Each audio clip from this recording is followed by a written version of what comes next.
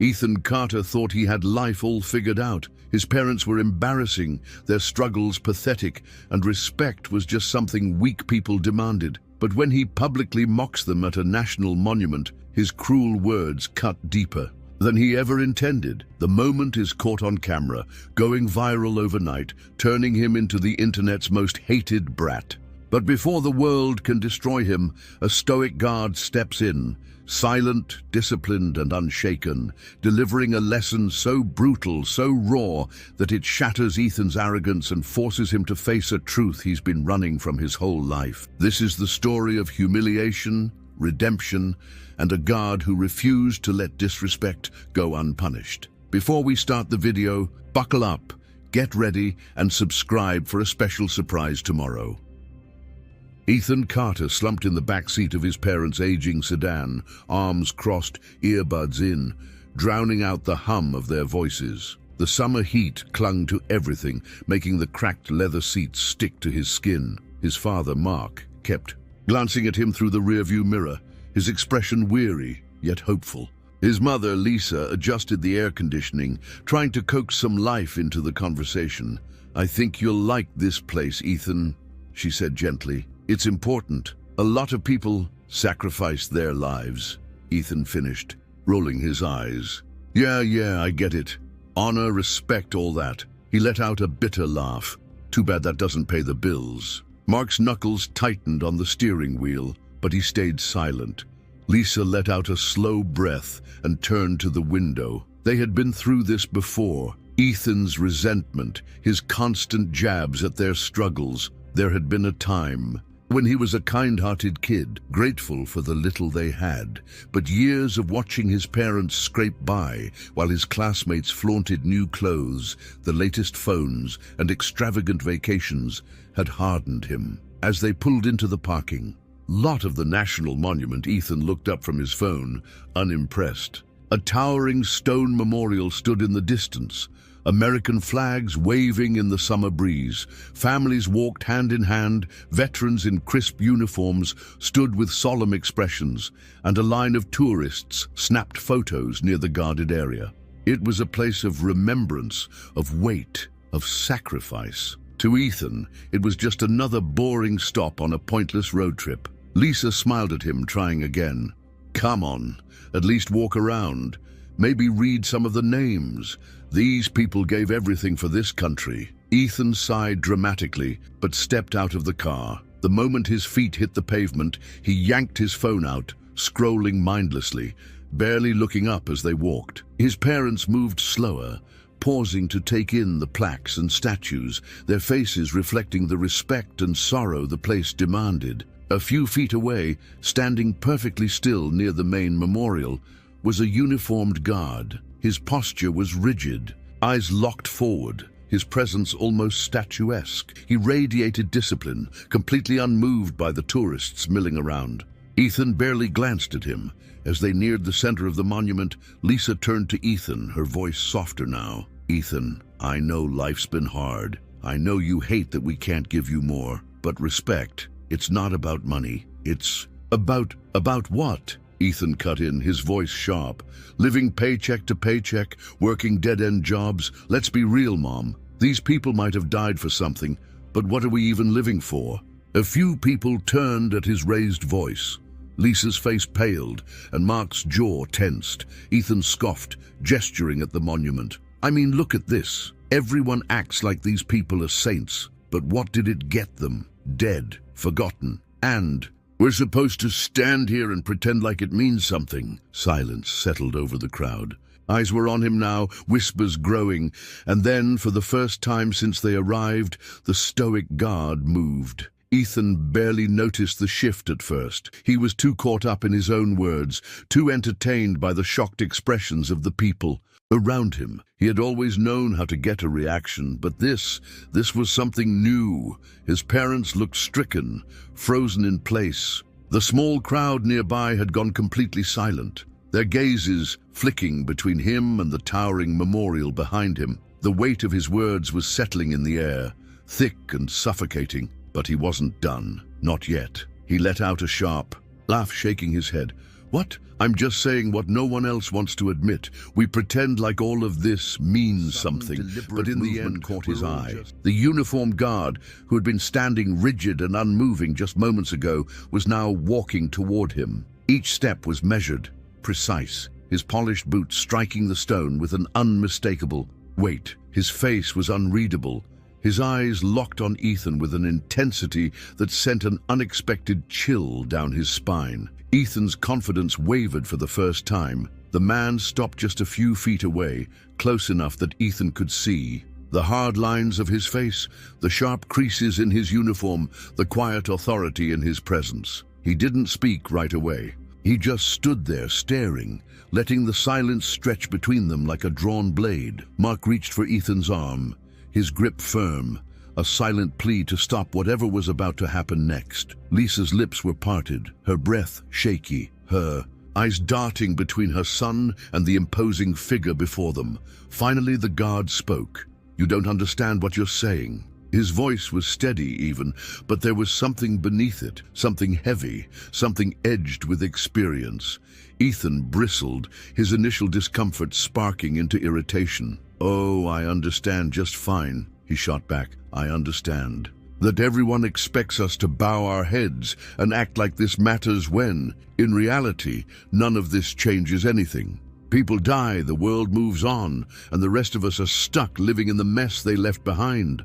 The guard's expression didn't change. He didn't flinch, didn't show a single flicker of anger. Instead, he simply studied Ethan as if weighing something unseen. Then he took a single step closer. "Tell me something," the guard said quietly. "What have you ever sacrificed for someone else?" Ethan blinked. The question hit harder than he expected, cutting through his frustration, exposing something raw and uncomfortable beneath. He opened his mouth, ready with another sharp retort, but for the first time nothing came out.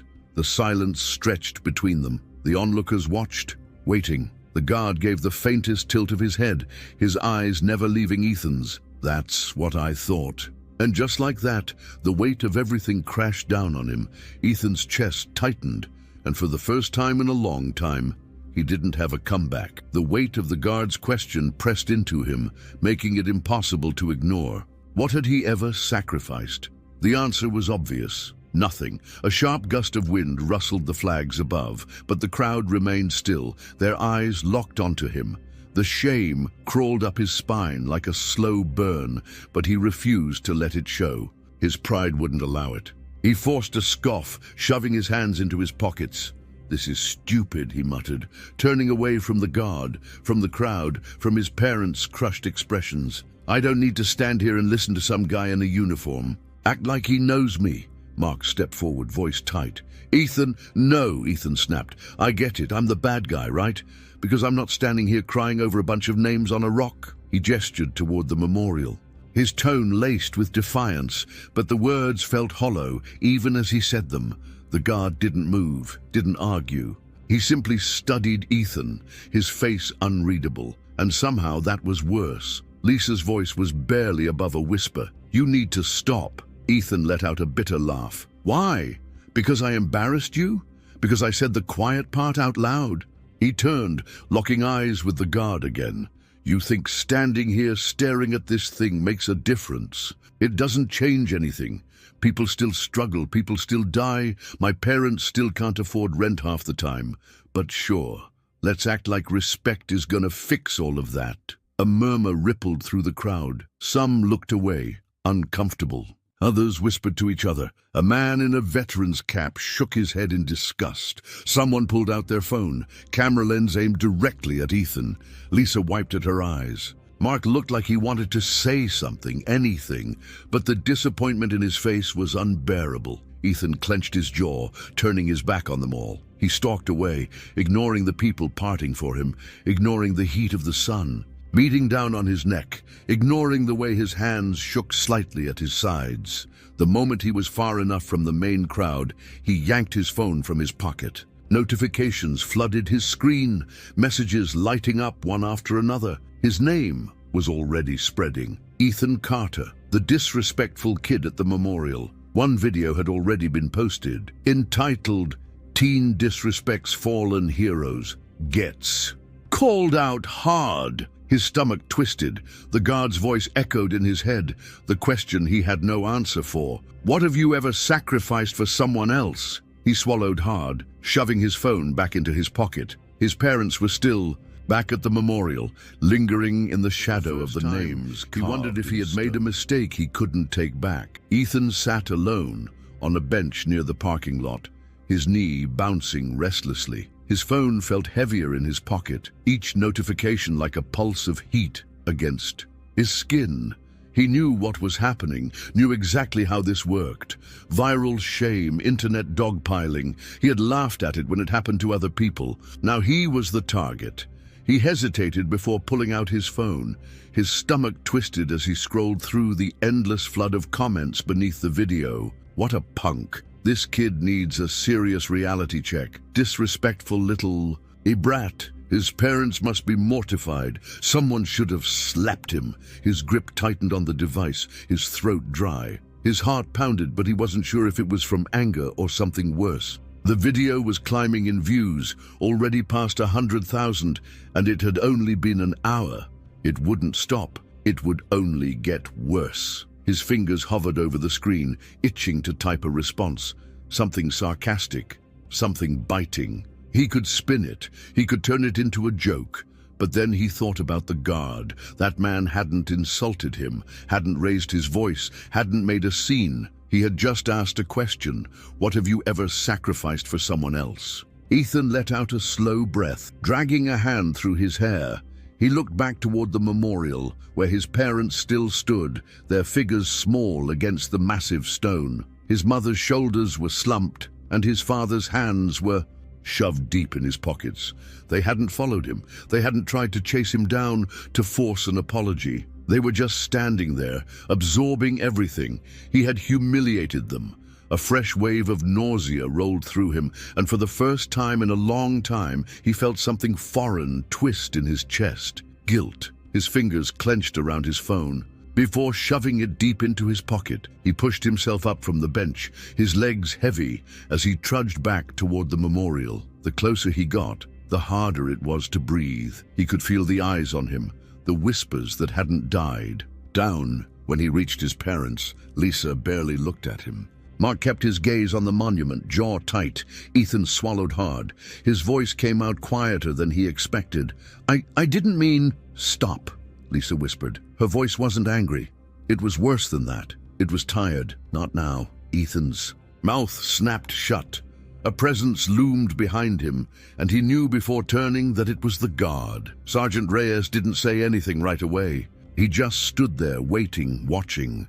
Then finally he spoke. You want to know if this matters? His voice was steady. Come back tomorrow. Let's see if you're ready to find out. Ethan didn't know why, but his heart pounded at those words. Ethan barely slept that night. Every time he closed his eyes, his mind replayed the events at the monument. The stares, the whispers, the cold, unflinching gaze of Sergeant Reyes. Then there were the notifications. His phone had become a ticking bomb, each buzz another explosion.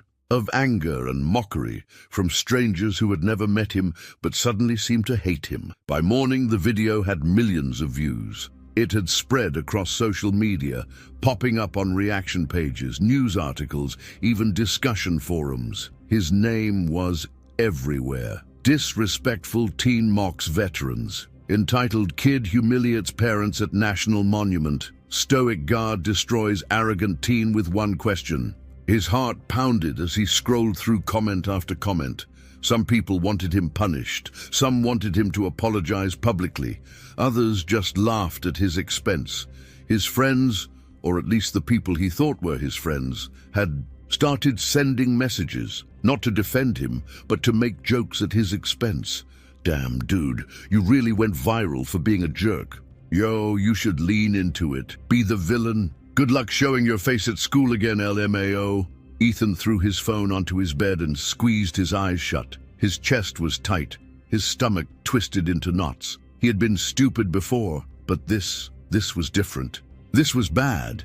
Downstairs, he could hear his parents speaking in hushed voices. They had barely spoken to him since yesterday. When he finally forced himself to come down, they both looked exhausted, drained in a way that made him feel sick. Lisa pushed a plate of food in front of him without a word. Mark just sat there, staring into his coffee like it held the answer to their problems. Ethan swallowed hard. His voice felt like sandpaper. I think I should go back." Lisa blinked up at him. "Go back to the monument," Ethan muttered. "That guard, he told me to come back. Maybe I should." Mark finally looked at him, his gaze unreadable. "Why?" Ethan hesitated. He didn't know how to answer that. He just knew that he had to. The place felt heavier. He recognized some of the same people from yesterday, including a few who eyed him with disapproval. He ignored them, his hands jammed deep into his pockets, and walked towards the same spot where he had stood before. Sergeant Reyes was there, as if he had been waiting for him. He didn't look surprised. He didn't even smirk in triumph. He just nodded. "Good," Reyes said. "You actually showed up." Ethan exhaled, feeling the weight of his decision settle over him. "Yeah," he muttered. "I did." Reyes studied him for a moment, then turned. "Come with me." Ethan hesitated only a second before following. Whatever this was, it was already bigger than him, and there was no turning back now. Ethan followed Sergeant Reyes through the monument grounds, his footsteps echoing against the stone pathways. The sun was lower now, casting long shadows across the rows of engraved names. The weight of the place felt different today, heavier, more suffocating. Maybe because for the first time, he wasn't just walking through it, he was facing it. Reyes didn't say anything at first. He led Ethan toward a quieter section of the monument, away from the main crowds. There was a row of benches beneath a set of fluttering flags, a small memorial wall standing solemnly in front of them. The air smelled of warm stone and fresh-cut grass. "Sit," Reyes instructed. Ethan hesitated but obeyed, dropping onto the bench. His palms pressed against his knees as he stared straight ahead. He could feel Reyes's gaze on him, steady, unreadable. "You still think this place doesn't mean anything?" Reyes asked. Ethan tensed. He wanted to snap back, to get defensive, but the usual anger wasn't there. Instead, all he felt was exhaustion. "I don't know," he admitted, his voice quieter than he expected. He exhaled. "I don't see how standing here changes anything. It doesn't fix my parents' problems. It doesn't fix anything." Reyes nodded slowly, as if he had expected that answer. "You're right," he said. "It doesn't fix anything. It doesn't bring anyone back. It doesn't erase pain or debt or struggle." He gestured toward the wall. "But it does remind us of sacrifice, of the people who gave up everything so we could stand here and complain about our lives." Ethan clenched his jaw, looking away. "That's the thing," he muttered. "Everyone says they gave everything, but what if it didn't matter? People still suffer, people still struggle. What's the point of all that sacrifice if the world just keeps falling apart?" Reyes was silent for a long moment. Then he sighed, shifting slightly on the bench. "When I enlisted," he said, "I had a friend, best guy I knew. He believed in everything we were doing, believed in honor, in serving something bigger than himself. He was selfless in a way that most people aren't." Ethan frowned. "What happened to him?"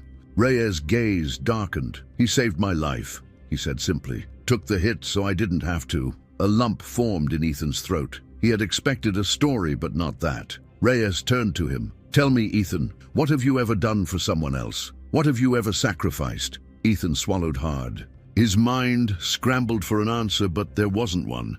The truth sat like a weight in his gut. "Yeah," Reyes said when Ethan didn't respond. "That's what I thought." Ethan's fingers curled into fists. For the first time, he wasn't just embarrassed. He was ashamed. Ethan's chest felt tight, his mind racing for something, anything, to throw back at Reyes. But the silence between them stretched, suffocating, because there was nothing to say. The truth was too obvious, too raw. He had never sacrificed anything, never put someone else before himself, never done anything that actually mattered. Reyes didn't press him further. Instead, he stood, adjusting the stiff collar of his uniform. "You want to know why this place matters? Why sacrifice matters?" His voice was calm, steady. Then stop running from it. Stop making excuses. Learn. Ethan's brows furrowed. Learn. Reyes met his gaze. Spend a week with me. Let me show you what real discipline, real service, real sacrifice looks like. His expression was unreadable, but there was something in his tone, something that made Ethan uneasy. If you're going to talk about respect like it's worthless, then prove you understand why. Ethan stiffened. Why would I do that? Reyes shrugged. You're already a joke online. Might as well do something useful with your time. The words hit harder than Ethan expected. His stomach twisted at the reminder of the thousands, millions of people who had already written him off as a spoiled, selfish brat. Maybe they weren't wrong. He looked back at the monument, at the names carved into the stone, and something deep in his gut churned. Yesterday, he would have laughed at the idea of spending a week doing whatever this guy wanted, but now the thought of walking away, of doing his arms. Fine, whatever, a week. Reyes gave a single nod, like he had expected the answer. Good. Be here at sunrise. Ethan blinked. Sunrise? The man smirked slightly. You want to understand sacrifice? Start by giving up something that matters to you. The next morning, Ethan's alarm blared at 4:30 a.m. Every part of his body protested as he dragged himself out of bed. He wasn't sure what he expected when he arrived at the monument before dawn, but Reyes was already waiting. No uniform this time, just a simple t-shirt and military cargo pants. Follow me, Reyes said, leading Ethan behind the memorial grounds to a training area Ethan hadn't even known existed. There was a small obstacle course, a track, and a weight station. Ethan groaned. Please tell me this isn't a boot camp thing. Reyes gave him a flat look. This is day one of understanding sacrifice. Now move. For the next 3 hours, Ethan ran drills, push-ups, sprints, carrying heavy sandbags, all under Reyes' watchful eye. By the end, his muscles burned, his lungs felt like fire, and he could barely stand. Reyes crouched next to him as he collapsed onto the grass. You want to know why this matters? He said. Because out there, people didn't get to quit. When it got hard, Ethan, panting, just nodded. For once, he had no smart remark. Ethan's entire body ached. Every muscle burned. Every breath felt like he was dragging air through fire. He lay flat on the grass, sweat dripping from his forehead, staring up at the brightening sky. The sun wasn't even fully up yet, and he was already more exhausted than he had ever been in his life. Reyes stood over him, arms crossed, showing no signs of sympathy. You can lie there if you want, he said, voice steady, or you can get up and keep going. Ethan groaned, his arms trembling as he tried to push himself upright. His body was screaming at him to stop, to quit, but something about Reyes's tone, the sheer certainty in it, made quitting feel like the worst possible option. After what felt like an eternity, he managed to stand. Reyes gave him a single nod of approval before motioning for him to follow. They left the training area and walked back toward the main monument. Ethan was still catching his breath when Reyes led him to a small, shaded area where several older men and women sat in quiet conversation. Their postures were relaxed, but there was a sharpness to their eyes, a kind of weight behind their movements that Ethan couldn't ignore. Sit, Reyes ordered. Ethan hesitated, but obeyed, lowering himself onto one of the benches. The group turned to look at him, their gazes assessing. This is Ethan, Reyes said, his voice even. He's learning what sacrifice means. Ethan shifted uncomfortably. He knew exactly what Reyes was doing, forcing him to listen, to be surrounded by people who had actually lived the word he had mocked just days ago. One of the older men, a wiry guy with sharp eyes and a deep scar running down his forearm, leaned forward. Is that right? He asked. What do you think sacrifice is, kid? Ethan hesitated, licking his dry lips. His instinct was to say something sarcastic, to deflect, but that didn't feel right anymore.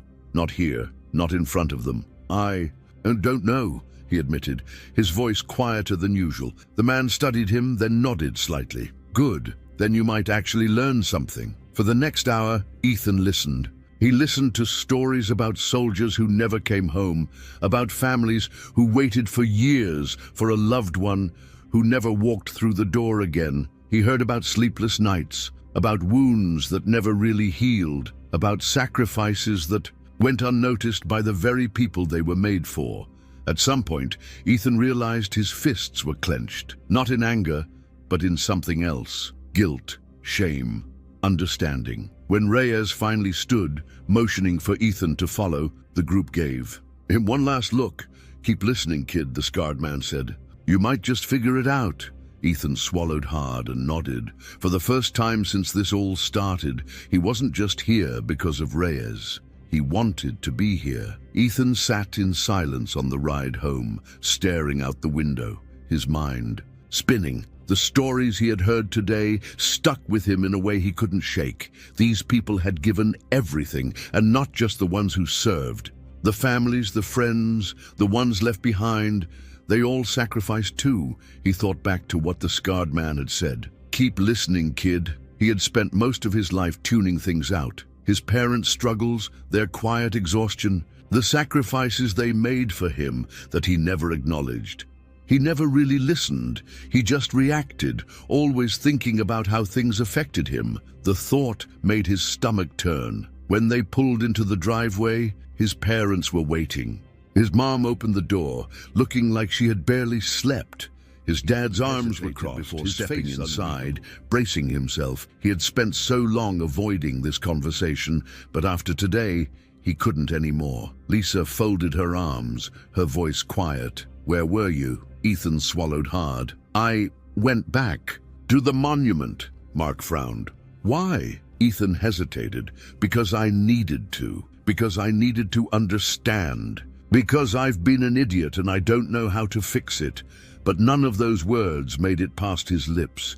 Instead, he just muttered, "Because I had to." His mom studied him for a long moment, something shifting in her expression. "And, Ethan," Luke took a deep breath, "and I think I need to apologize." Lisa blinked. His father raised an eyebrow. Ethan looked at the ground, shame creeping up his spine. "Not just to you guys, to everyone?" He exhaled. "I messed up. And not just at the monument. I've been acting like a selfish jerk for a long time, and I don't know if I can fix it, but I need to try, for the first time in days." His mom's expression softened. His dad's posture loosened, just slightly. Lisa reached out, squeezing his hand. "That's a start." That night, Ethan sat in front of his phone, staring at the screen. The video of his outburst was still everywhere. His name was still trending. People still hated him. But now he had something to say. He hit record. His face was pale, his eyes tired, but his voice was steady. "I was wrong," he started. "I disrespected people who deserve better. I embarrassed my parents. I acted like sacrifice meant nothing because I didn't understand what it really was." He took a breath. "But I'm trying to understand now, and I'm sorry." He didn't know if people would believe him. He didn't know if they would care, but for the first time, it wasn't about that. It was about making things right. Ethan barely slept after posting the video. Every time he closed his eyes, his mind spun with possibilities. Would people believe him? Would they just tear him apart even more? Would it even matter? By morning, the video had already racked up thousands of views. His hands shook as he unlocked his phone, expecting the worst. The comment section was a war zone. Some people still called him a brat, a liar, a kid only apologizing because he got caught. But others were different. At least he owned up to it. Takes guts to admit when you're wrong. Respect isn't about words, it's about actions. Let's see what he does next. Ethan exhaled, tension draining from his shoulders. The world wasn't forgiving him overnight, and he didn't expect it to.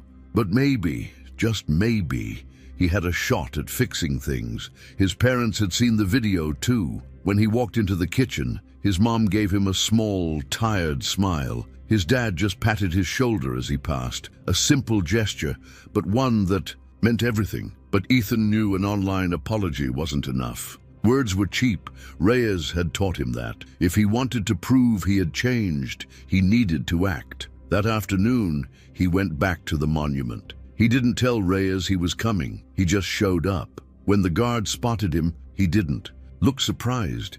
If anything, he looked expectant. "You're back. Ethan nodded. Yeah, and I want to help. Reyes studied him for a long moment. Then he simply said, "Come with me." Ethan spent the next few hours doing things he never imagined himself doing, helping clean the memorial grounds, carrying supplies for the veterans' events, and listening, really listening, to the people he had insulted just days before. At one point, the scarred man from before clapped him on the back. "You still got a long way to go, kid, but you're walking in the right direction." Ethan just nodded. He wasn't expecting forgiveness overnight, but that was okay. He was here to earn it. As the sun set, he sat on one of the benches, wiping sweat from his forehead. Reyes sat beside him, arms crossed. "You've come a long way from the kid who thought sacrifice meant nothing." Ethan let out a small, humorless laugh. "Yeah." He stared at the monument, the names carved in stone. "I just wish it hadn't taken me so long to see it." Reyes nodded. "Regret's a heavy thing. But what you do next, that's what really matters." Ethan glanced over at him. "So what do I do next?" Reyes smirked. "That's up to you." Ethan didn't have all the answers, but for the first time, he was willing to find them. Ethan returned to the monument every day after that. At first, he wasn't sure if it was out of obligation, guilt, or some unspoken need to prove to himself that he could be better. But as the days passed, something changed. He stopped counting the hours, stopped waiting for it to feel like a punishment. He started wanting to be there. The physical work was brutal, hauling equipment, scrubbing down memorial plaques, setting up for veteran events, but he didn't complain. Reyes never took it easy on him, but he wasn't cruel either. He simply expected Ethan to show up and work. As he wiped the sweat from his brow, one of the veterans he had met earlier, an older woman named Mrs. Collins, whose husband had never come home from war, sat down beside him on a bench. "You know, the first day I saw you here, I thought you were just another kid looking for attention," she said. Ethan tensed. "And now," she shrugged, "now I think maybe you're actually listening." Ethan exhaled, nodding. He wasn't expecting praise. He wasn't expecting anyone to forget what he had done. But hearing that, knowing that even one person saw he was trying, made the work feel worth it. That night, he sat across from his parents at the dinner table. It had been a long time since they had a real conversation. His mother was the first to speak. "You've been going back there a lot," she said carefully. Ethan nodded. "Yeah." He hesitated. "I think I needed to." His dad leaned forward. "And what have you learned?" Ethan swallowed, his fingers tightening around the edge of his plate. "That I've been a jerk. That I've spent so much time blaming you guys, blaming the world, that I never actually saw what you go through, what other people go through." He looked up, his throat tight. "I get why you brought me to that place now. I just wish I had understood sooner." His mom's eyes watered, but she smiled, squeezing his hand.